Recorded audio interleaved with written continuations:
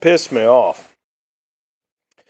I was listening, or I watched a video from VW Farms. If you're not familiar with VW Farms, uh, they are a really great YouTube channel. They're a regenerative farm, raise hogs, cattle. They do some dairy, a lot of horticulture, stuff like that. But a few weeks ago, she had done a video saying how they use the uh, USDA money to put in a high tunnel. And she did a video just explaining how they did their high tunnel, when they planned for their high tunnel, when they got their contract, and how prices have fluctuated, and how they needed to go back to the USDA and ask for a raise in the evaluated cost of the high tunnel because inflation at the time and stuff like that, and then how they had just done a new high tunnel, I think. But anyways, the point is her timing for that video was very interesting because with Trump and Elon Musk, they had started to renege on paying out the EQIP money through the USDA on contracts that the government had already signed with farmers, saying, we will pay you X amount of dollars to do these improvements to your land. And many of these things are very good things, conservationally speaking. And she didn't release that video about the high tunnel because of such things going on within the government and the defunding of these things, or at least the holding of funds, whatever you want to call it. She didn't do the video because of that, but she caught a lot of flack because of that was going on at the same time. And a lot of people were saying, I'll never take money from the government, this, that, and the other. And the reason Stoney Ridge has kind of pissed me off is because I think I know where she was going with that video, because I seen the notification. Stoney Ridge was bragging about how he's never taken money for his farm. Well, that's great. You know, I'm happy for you. You've never taken money from the government for your farm.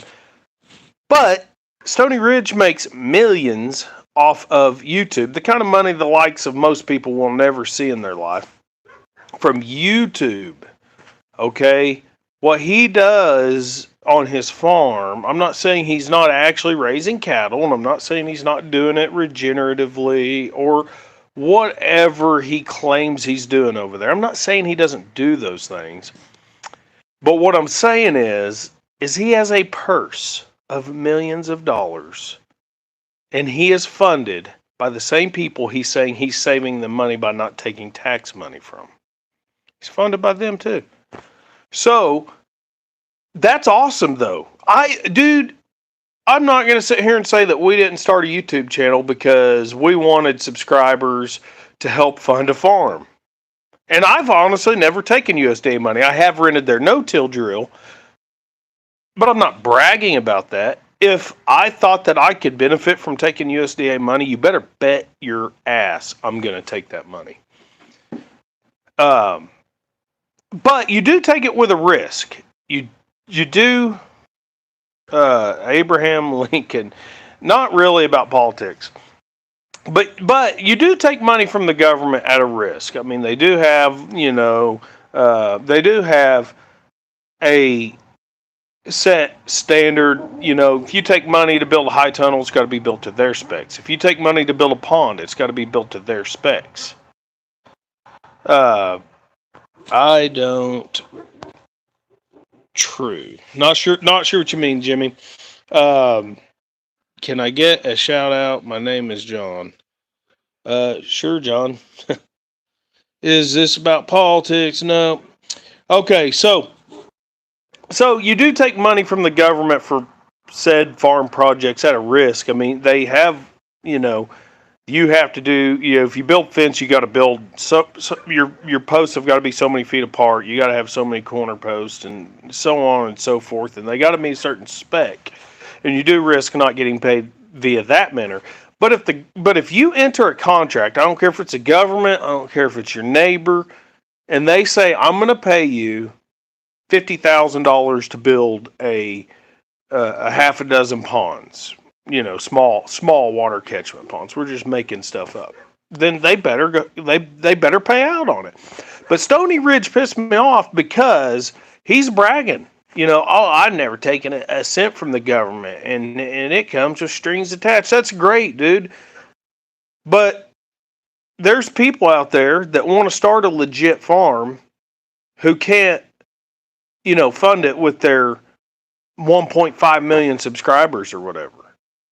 There's people out there that genuinely want to build their herd of cattle, but the land they have needs major improvements. The land they have needs water catchment. It needs water. It needs watershed projects. It needs all kinds of things. And if the government's here to say, hey, you know what? You have a lot of erosion. We want you to build some water catchment, but we want you to do it like this.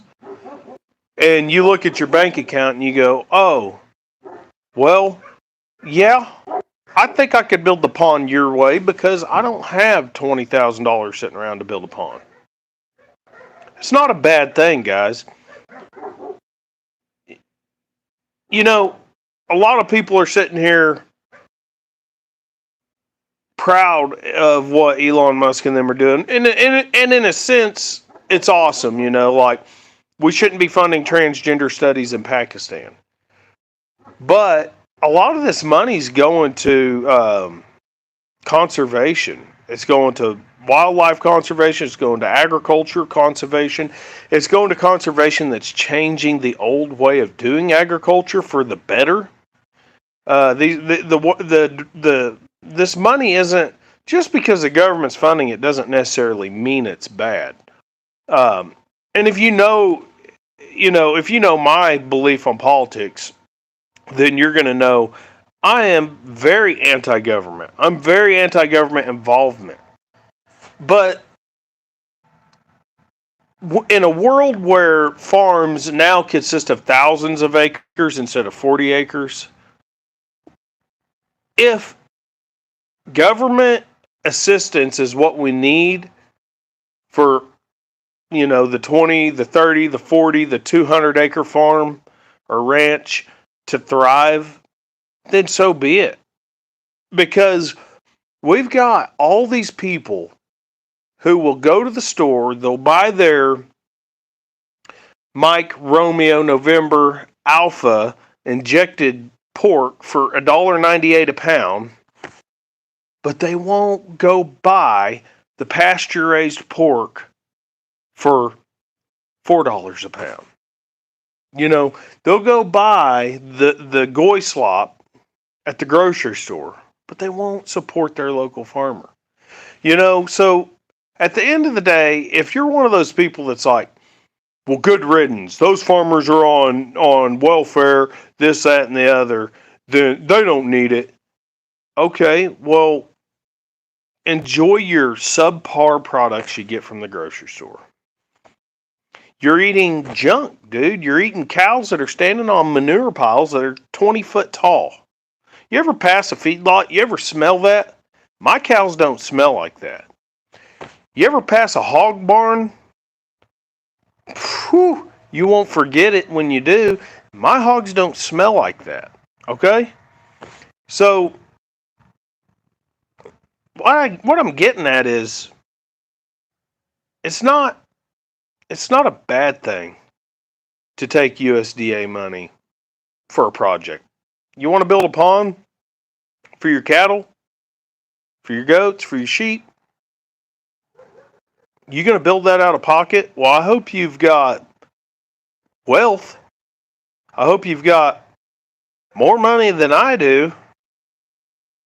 And that's given, I feel like I make a decent amount of money. I can't afford to go build a pond on my own. I have aspirations. We have aspirations here on this homestead that we want to farm and provide food to local community, good food.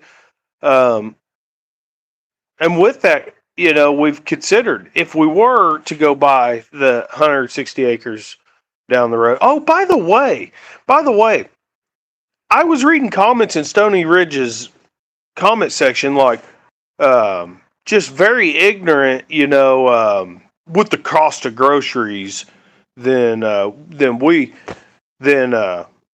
it's a good deal they're cutting their funding. Groceries ought to be cheaper if they're getting that kind of funding.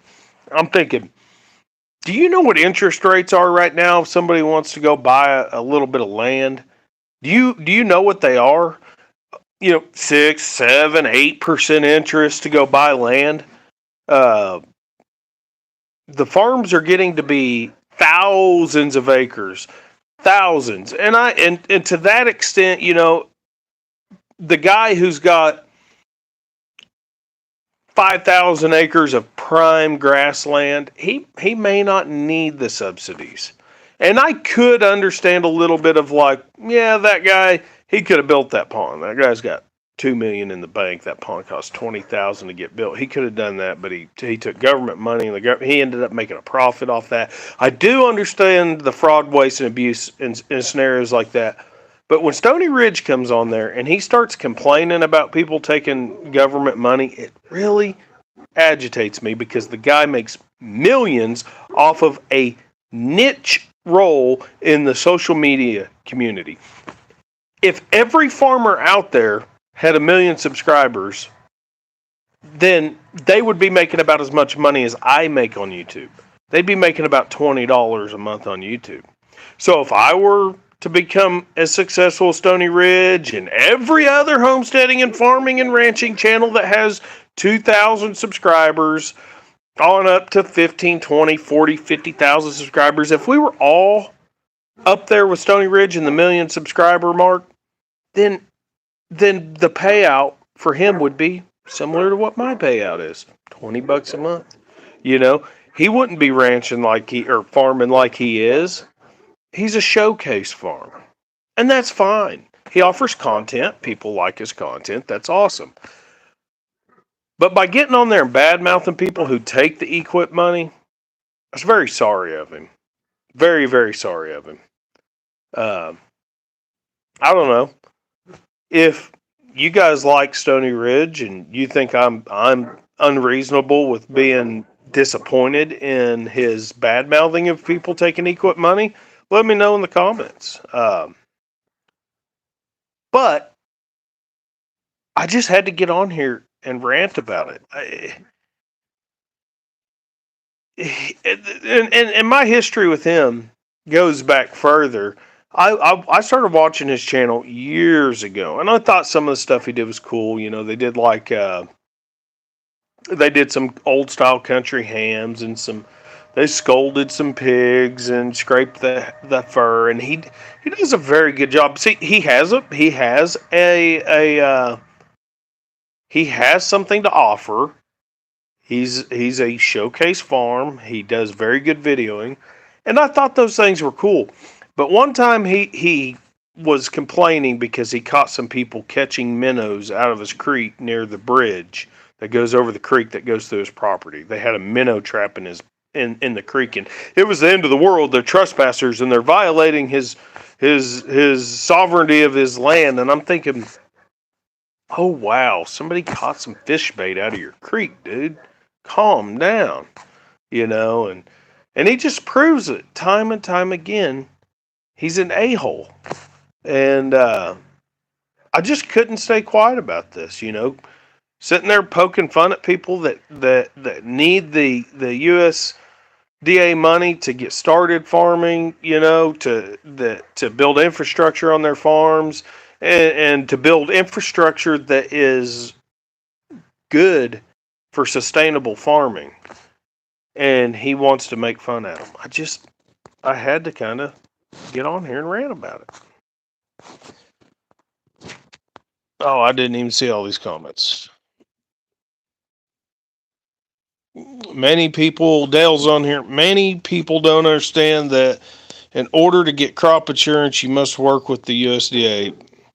See, and I'm here and there on that. I understand crop insurance is kind of a scam because some big I mean, well, I've worked for a farmer before that would intentionally graze his wheat so that it would fail and he could claim insurance. He would leave his cows on it longer than he needed to. And I am there on that, and I understand some people's frustration with stuff like that. But yes, crop insurance, there is some fraud, waste, and abuse in it, but it is, I mean, how do you expect people to make a living raising the corn that honestly is fueling your vehicles, which I'm in a different spot on that. I don't really like that we raise corn for ethanol, but at the same rate, how do you expect them to get that crop in the ground? How do you expect them to put millions of dollars into? We are where we are with this infrastructure. Whether you like it or agree with it or not, we are where we are with it. And how do you expect them to do it without the insurance right now? How do you expect them to do it without the USDA money to do certain projects on these farms? People just don't understand it. Whether you agree with it all or not, the way they're doing it is a whole nother separate topic. But for people with millions of subscribers to get on there and brag about how they didn't need it, they didn't need the USDA money to do this, or they didn't need it to do that, well, that's cool for you. I'm happy for you. And I said it earlier in this live that that one of the reasons we started a YouTube was because we wanted to fund our goal of farming and selling direct to consumers. And we realized that profit margins are not that great in farming, but it was something we wanted to do so that we thought that maybe starting a YouTube would help us get there. And I understand I'm not putting in the same legwork as Stoney Ridge, and I'm not equating my success to his success. I just didn't appreciate how he came off about that. And to go even further, my thoughts on this started when, if you guys know who VW Farms is, I hope you do. If you don't, go check them out. They are a legit direct-to-consumer farm that does things the hard way.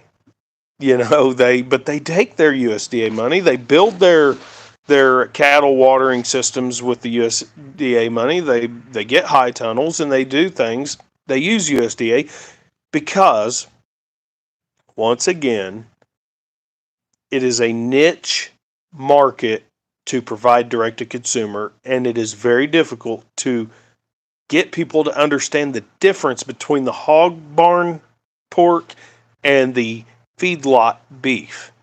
So we're competing.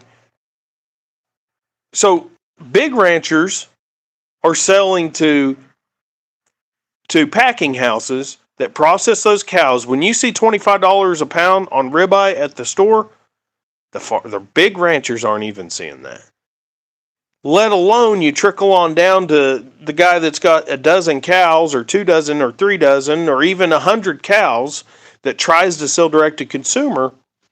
His struggles are even harder than the guy that's got 500 cows, because he's trying to meet a niche market. He wants to provide you beef that's never seen a feedlot, beef that isn't receiving God knows what in their livestock vaccines at the feedlots. He's trying to provide you a niche product. And if he needs to reach out to the USDA and get a grant to put in native grasses on something that has farmed cotton for the last 100 years, and then you got somebody like Stoney Ridge who's going to condemn him for that, that's just shameful. The middleman is the one with the markup. The farmer is not making extra. Exactly, Dale. And people if you know VW Farms, go read their comments. Wow. Or go read the comments in Stoney Ridge's video he did. It's so scary how disconnected people are with understanding why grocery prices are what they are. Yeah, he gets free equipment and tools given to him, no different.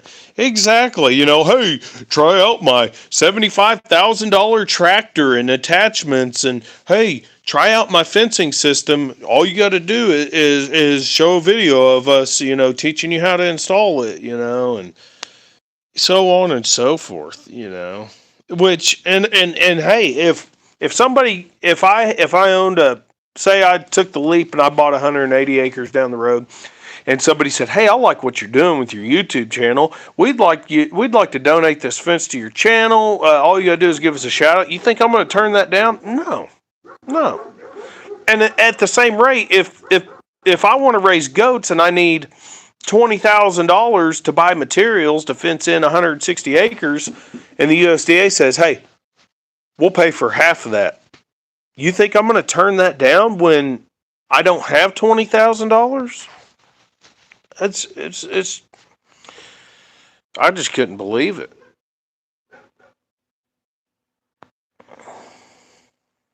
Uh,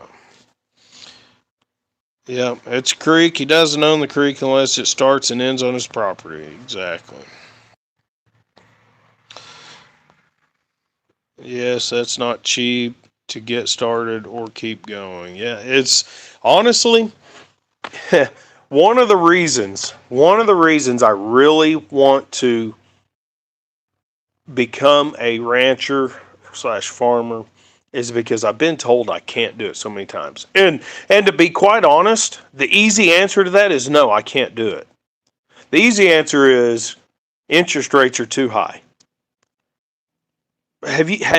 Has Stoney Ridge, I know he bought that farm he's on 10, 15 years ago, but has he looked at the cost of land per acre since when, and the wage gap since when he bought his land versus where it's at now? Has Stoney Ridge looked at those things? Has he looked at inflation, cost per acre? Has he looked at those things? Has he looked at and then on top of that, the cost of cattle when he got into cattle compared to getting into cattle now? Has he looked at that? You guys help me out. Throw something else in here. Has he looked at the cost of hay from when he got into it to whenever, or diesel? You name it. The cost of parts, the cost to repair tractors, the cost to keep a truck on the road. Has he looked at all those things since 10, 12, 15 years ago when he got into YouTubing and bought his land and he did his thing? Has he compared entry level compared to what the average income was then to where he's at now? And I'm not coveting him. I'm telling you right now, I would take all the same deals for free equipment that he's taken. I'd take every one of them. If they said, use this tractor, and keep it for 6 months and use it in a dozen videos, okay. Free tractor? I don't have to fix it. 6 months? No problem. How many videos did you say? Did you say a dozen? No problem. But, yeah, he probably said it before I even said it. But input costs have increased tenfold, if not more, in some areas. Yeah, her video today was awesome.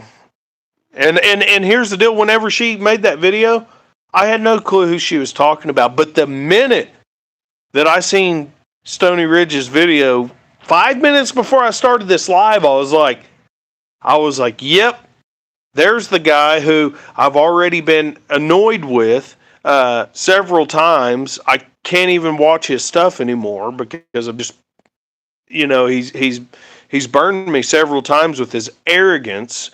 And he does have a lot of good points sometimes. And I'm not saying he's not valid when he says that the government has strings attached when they give you money. I'm just saying that it is a valid option that many people need. Support farmers. Yep, that's right, Jenny.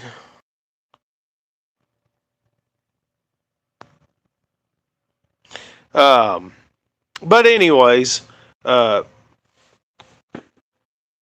I think, I think a lot of people get caught up in this is how somebody else should do things. I think they get caught up in you shouldn't take government subsidies because the government will have strings attached and they're going to take your farm. No, They're not going to take your farm if you build the fence wrong. If you enter contract with the NRCS, USDA, if you enter contract and they say this many fence posts, this many corner posts, this many stretching posts, or whatever their terminology and distances and drawings are, if you do not meet their expectations, you'll just be expected to pay for your fence. And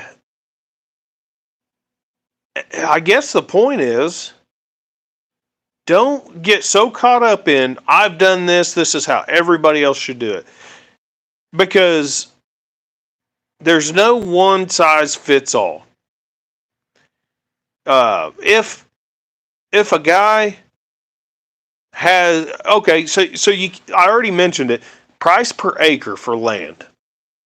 In my area, if you're buying rocks and blackjack timber, you might get $3,000 an acre.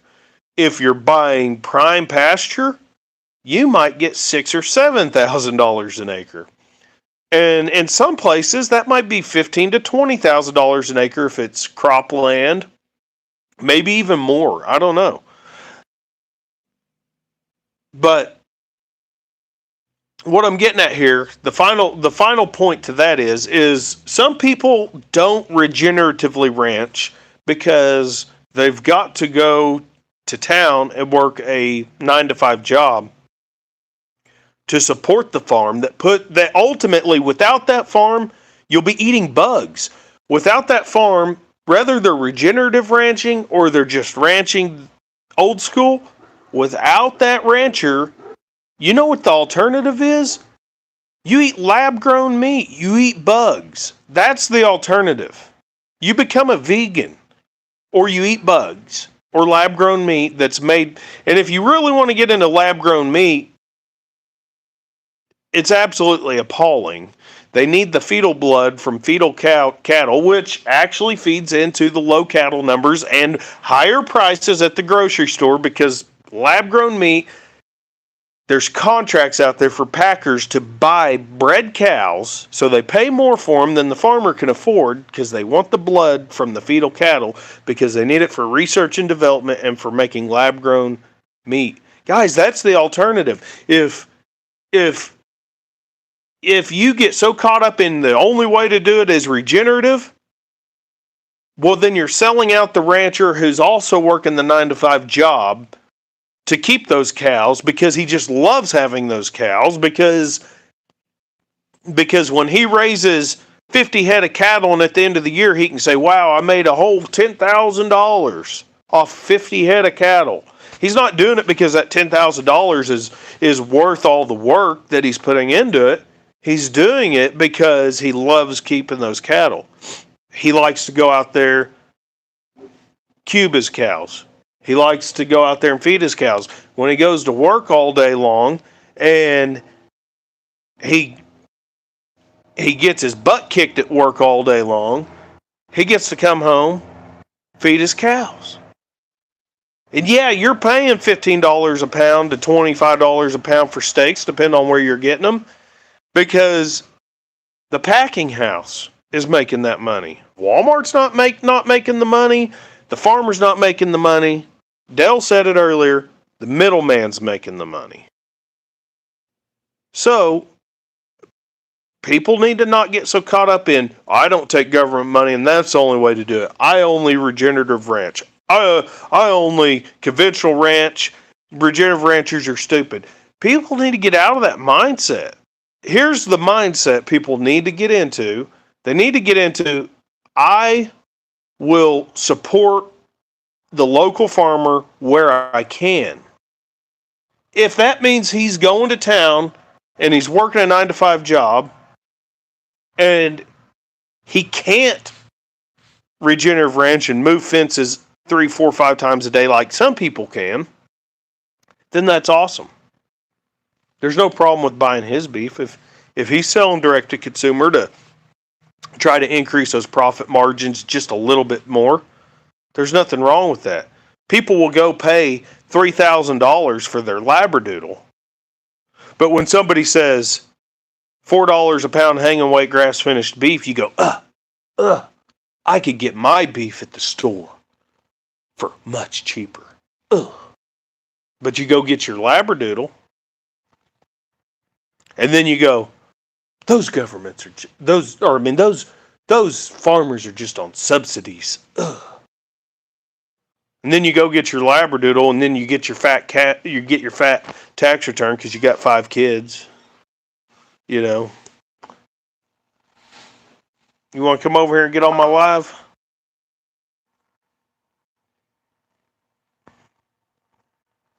But 9 acres. Dale said, VW family farms are godly people. Oh, my screen's cracked. They have saved their family farm thinking outside the box and a lot of sacrifices. Exactly. I mean, there ain't no telling how many people have lost their family farms because they couldn't keep up with the falling the falling profit margins between the corporate packing houses and whatnot.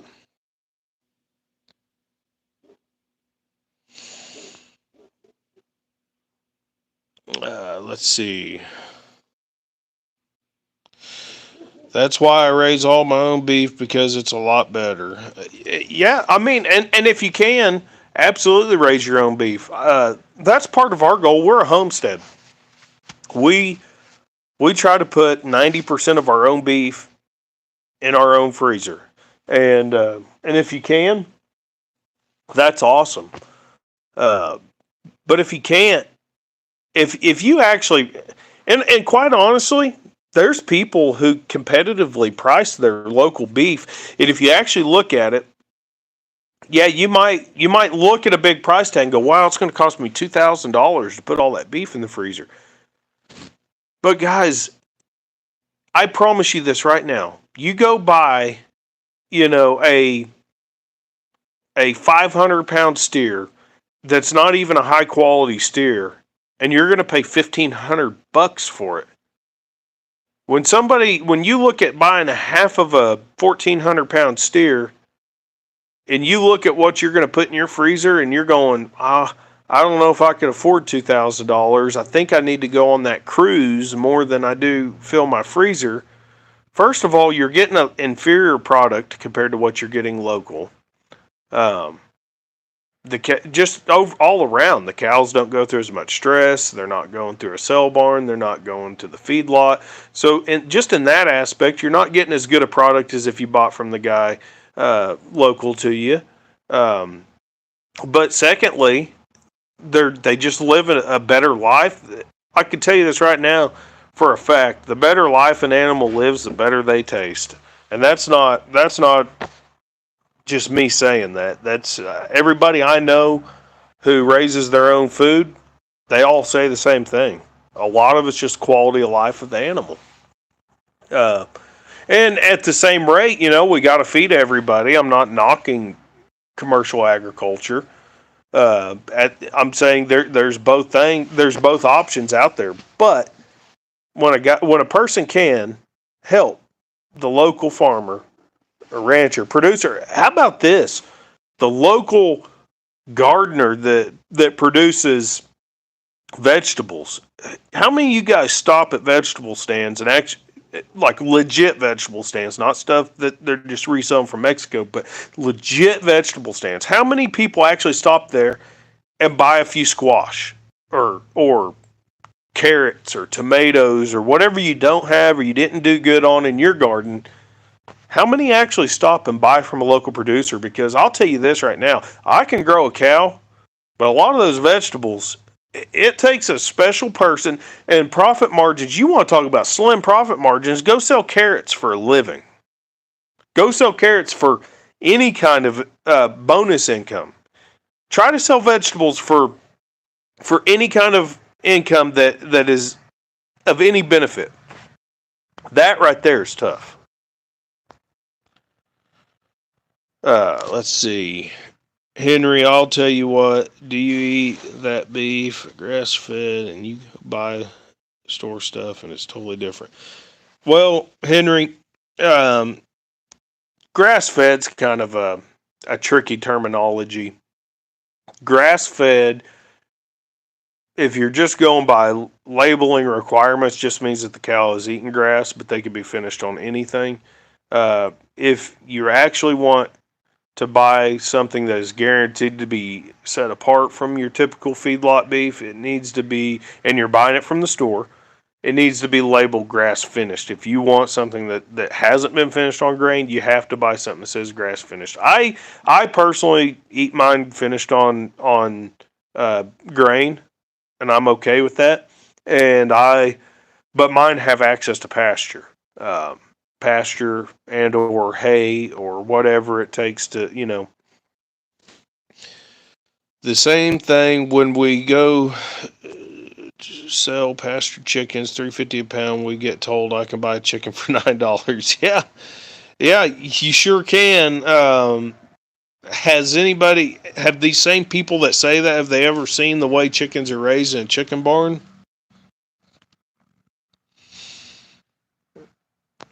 Yeah, comparing apples and bowling balls.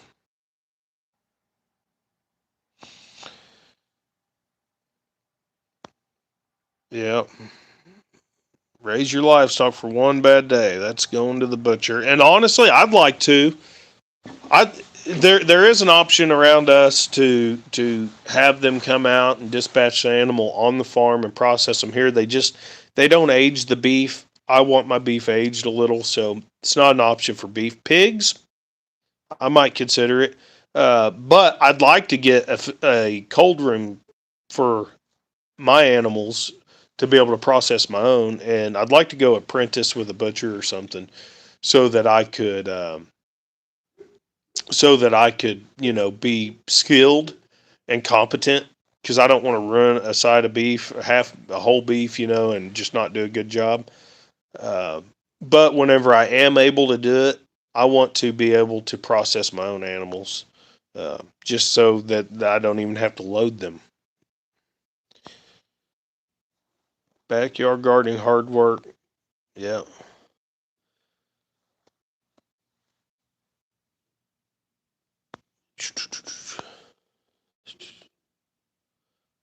I like grass fed, grain finished. Yeah.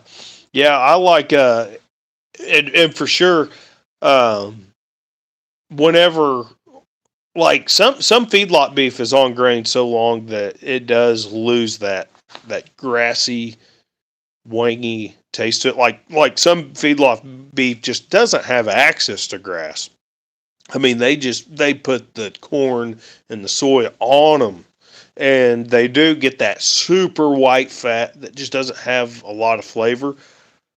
But if you if you give cows access to pasture while graining them, it's like magic to me. You get that yellowy fat that's full of flavor, but you get more fat than just grass finishing. So I think I'm right there in that middle, grass fed, grass available, like the last two I did, they had a lot of flavor and they had access to giant ragweed, clover, crabgrass, you name it, and they had a lot of flavor. I mean, some people would think it was gamey, maybe, but to me, that's the nutrients you're tasting.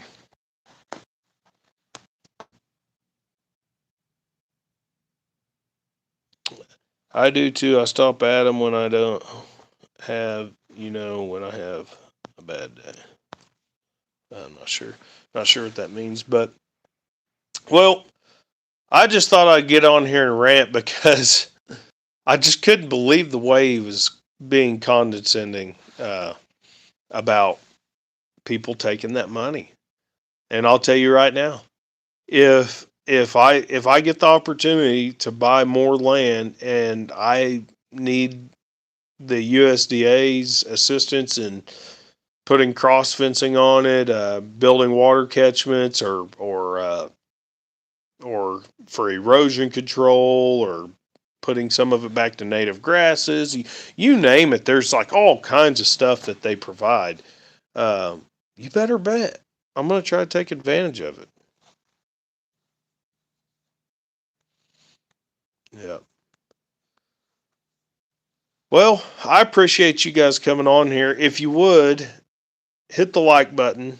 All you got to do, like on these shorts that are up and down, I know there's not really a like button, but if you just double tap the screen, uh, it will like it. It'll get in the algorithm. And maybe I'll just get in Stoney Ridge's. Maybe I'll change the name to at Stoney Ridge Farms or whatever. And maybe he'll see it and he'll be like, man, maybe I shouldn't have said it quite that way. I don't know. Probably not, but um, I just think it was very, very much poor to say bad things about, you know, a lot of really good people just trying to make things work. People just trying to keep the dream alive, just trying to keep the family farm, just anything but sell the family farm, you know. But anyways, I hope I didn't offend anybody by all that. I wasn't trying to get political. I just wanted to get to a point of, hey, don't don't jump on the, it's not the American thing to do if you need help on your farm. Don't jump on that bandwagon. I'm sure a lot of those people are not farmers. They're not anybody that is actually out there trying to do any of this stuff. I'm sure a lot of armchair warriors, um, but it didn't help that somebody with great influence would stir the pot in that direction. So, anyways, I'm going to jump off here, and you guys have a great night. Thank you.